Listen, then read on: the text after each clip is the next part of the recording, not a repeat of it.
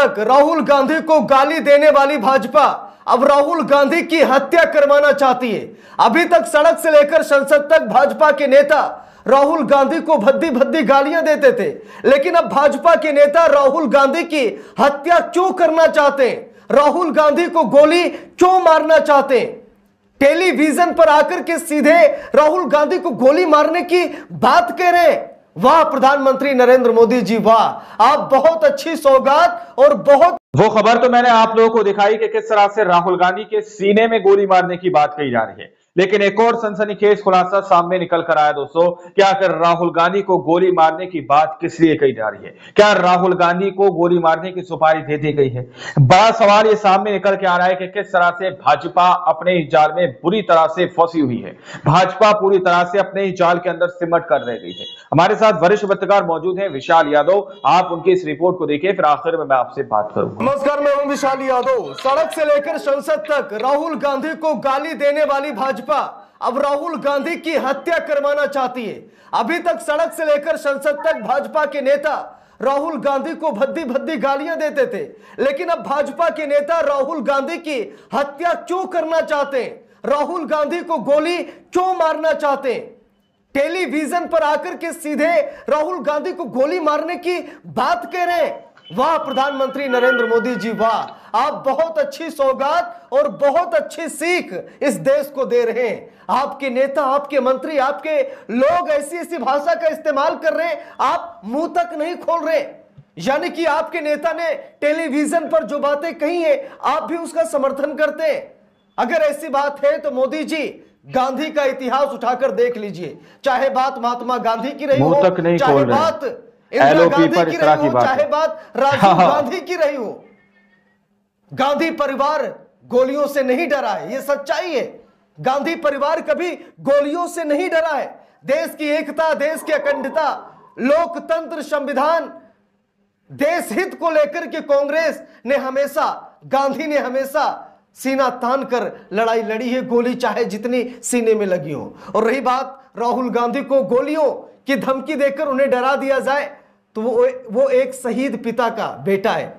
हम सभी लोगों को मालूम है कि राहुल गांधी की रगों में एक शहीद का खून दौड़ रहा है। इसलिए अगर ये सोच रहे हो कि राहुल गांधी को धमकी दे दी जाए, राहुल गांधी को हत्या की धमकी देकर उन्हें डरा दिया जाए, राहुल गांधी को रोका जाए, तो ये आपकी भूल है। राहुल गांधी रुकने वाला नहीं है। लेकिन दोस्तों, ये जो कुछ भी हो रहा है हैरान करने वाला है। मोदी जी देश को क्या सीख दे रहे हैं?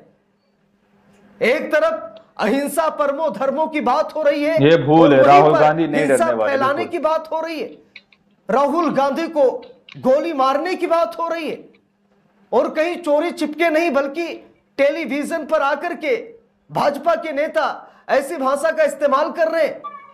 ये दोस्तों अक्षम्य है, इसे क्षमा ही नहीं किया जा सकता। बताइए। गृह मंत्री अमित शाह और प्रधानमंत्री नरेंद्र मोदी से हाथ जोड़कर विनती है कि पार्टी की पहचान कार्यकर्ताओं और नेताओं से ही होती है, और अगर आपके कार्यकर्ता, अगर आपके नेता इस तरीके की भाषा का इस्तेमाल कर रहे हैं तो ये पार्टी के लिए ठीक नहीं है। मोदी जी से विनती है कि मोदी जी इन जैसे नेताओं को तुरंत पार्टी से बाहर निकाल दीजिए। इन जैसे नेताओं की कोई जरूरत नहीं है।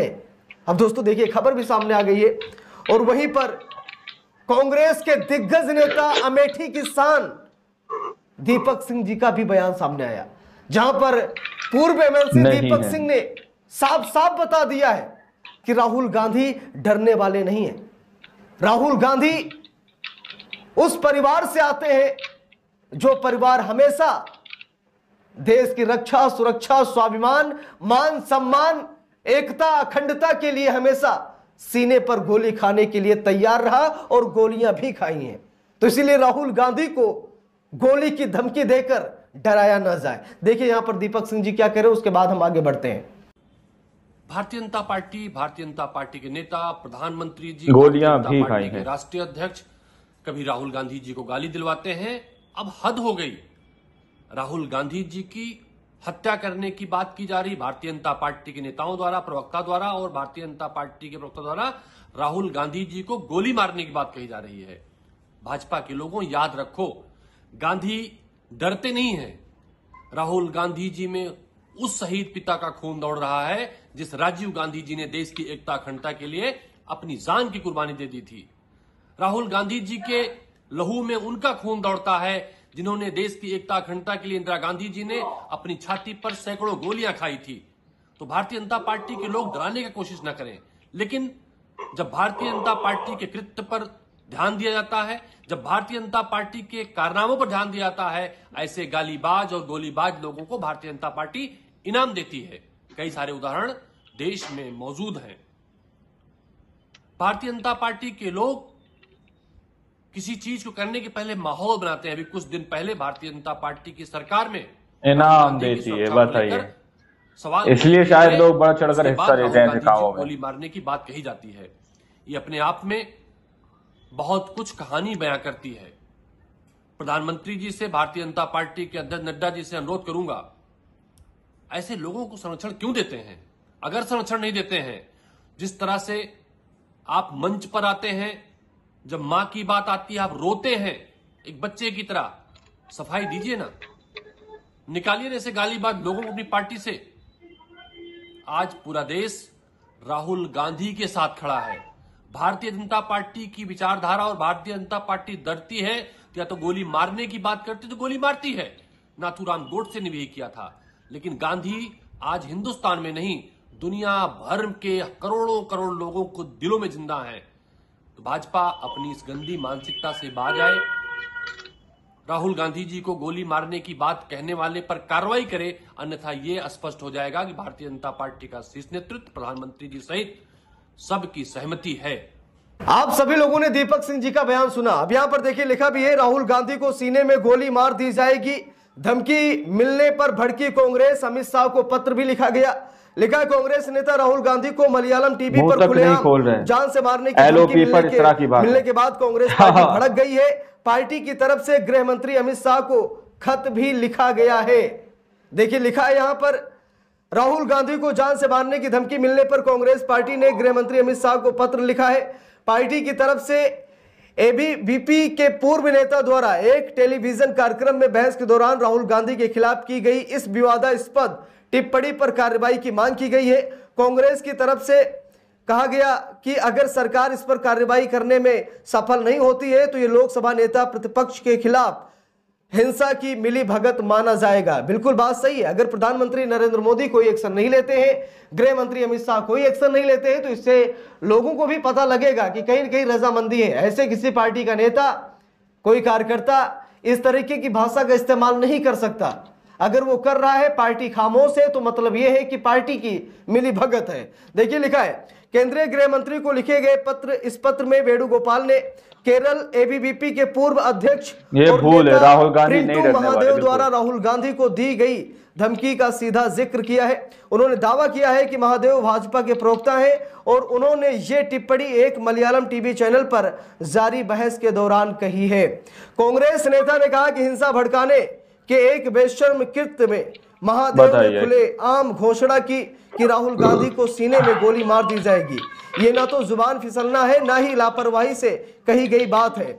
ये लोकसभा में विपक्ष के नेता को सोच समझकर मतलब ये बातें कही गई हैं और मौत की खौफनाक ये धमकी है।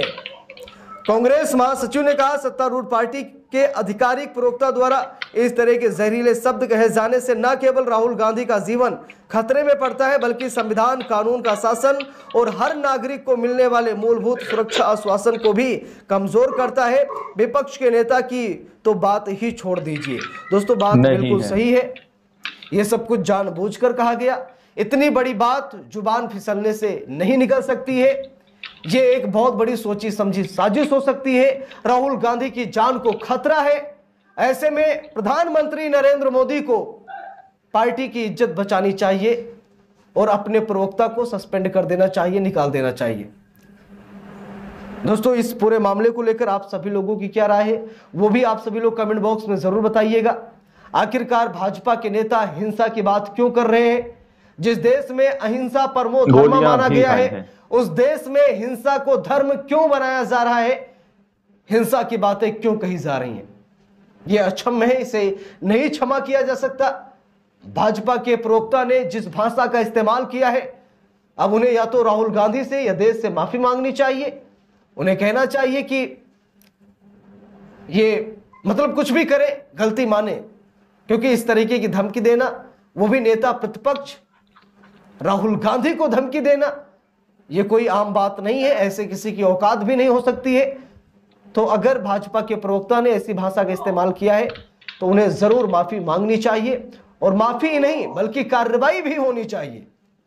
उन्हें तुरंत उनके पद से बर्खास्त कर देना चाहिए, और कानूनी कार्रवाई जो भी हो सके वो कानूनी कार्रवाई भी की जानी चाहिए। इस पूरे मामले पर आप सभी लोगों की क्या राय है कमेंट करके जरूर बताइएगा। वीडियो को लाइक शेयर, अगर चैनल पर नए हैं सब्सक्राइब करके सपोर्ट कीजिएगा। मिलते हैं दूसरी वीडियो में, तब तक के लिए बहुत बहुत धन्यवाद। दोस्तों, जिस तरह से गांधी परिवार का इतिहास रहा है, अगर आप लोग महात्मा गांधी को उठाकर देख लीजिए, महात्मा गांधी के इतिहास को उठाकर देख लीजिए, या फिर इंदिरा गांधी के इतिहास को उठाकर देख लीजिए, राजीव गांधी के इतिहास को उठाकर देख लीजिए, जिस तरह से उन लोगों की हत्याएं की गई वो लगता है कि एक साजिश के तहत की गई, यानी कि सीधे तौर पर सुपारी दी गई। क्या इसी तरह से राहुल गांधी के जो सीने में गोली मारने की बात कही जा रही है, क्या इसी तरह का कुछ मामला है? यह मामला कुछ और है, ऐसे ही वही बात कह दी गई। राहुल गांधी की सुरक्षा को लेकर बार बार एलओपी की तरफ से काफी सवाल खड़े किए गए हैं। लीडर ऑफ ऑपोजिशन के लिए इस तरह की बात कही जाना, और कोई वो सड़क छाप नहीं है, लीडर ऑफ ऑपोजिशन है दोस्तों, नेता प्रतिपक्ष है, उनके लिए ऐसी बात कही जा रही है तो सोचिए आम नागरिक के लिए क्या ही कहा जाएगा। बाकी आप लोगों ने इस रिपोर्ट को देखा सुना, आप लोग इस रिपोर्ट के बारे में क्या सोचते हैं, क्या समझते हैं? क्योंकि राहुल गांधी को लेकर सीधे तौर पर उनका इतिहास बता दिया गया कि राहुल गांधी डरने वाले नहीं है। राहुल गांधी एक ऐसे परिवार से आते हैं जिन्हों के परिवार वालों ने इस देश के लिए अपना न केवल खून बहाया बल्कि अपनी जानें भी दी हैं, अपने आप को पूरी तरह से इस देश के लिए समर्पण कर दिया। आप लोग इस रिपोर्ट के बारे में क्या सोचते हैं, क्या समझते हैं? अपनी राय कमेंट सेक्शन में जरूर दीजिएगा। मिलते हैं अगली वीडियो में, जब तक के लिए जय हिंद, जय भारत।